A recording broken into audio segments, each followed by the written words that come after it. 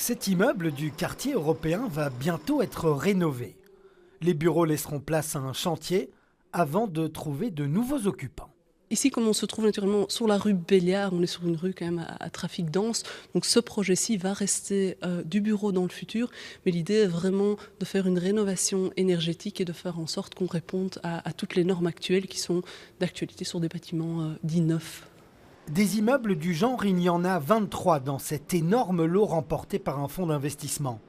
300 000 mètres carrés dont un quart deviendra du logement, comme cet immeuble entre la rue Béliard et la place du Luxembourg. C'est un projet où on a essayé de vraiment implémenter du résidentiel dans une partie de la ville où il y en avait vraiment très peu. Donc ici, le projet Luxembourg va être 100% résidentiel, équipement et commerce. Et on va créer plus de 150 appartements en fait, dans ce quartier-ci. La rue de la Loi aussi sera impactée par cet immense projet.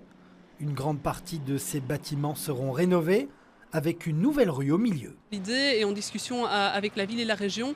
On va essayer de créer à travers le concours d'architecture qui va être lancé un nouveau passage piéton, un nouvel espace piéton où les gens peuvent non seulement se reposer, s'atterrir, boire un café, mais aussi passer d'un côté du quartier européen à l'autre côté.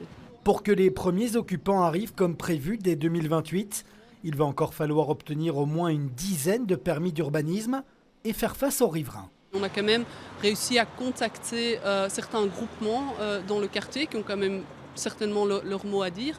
On leur a expliqué ce qu'on faisait au niveau vraiment stratégique de la ville.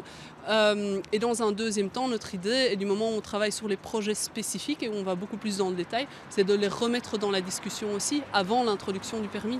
Le comité de quartier nous indique rester attentif à cet ambitieux projet. Ils ne se priveront pas de saisir le Conseil d'État. De son côté, le promoteur se veut confiant après un investissement de près de 2 milliards d'euros.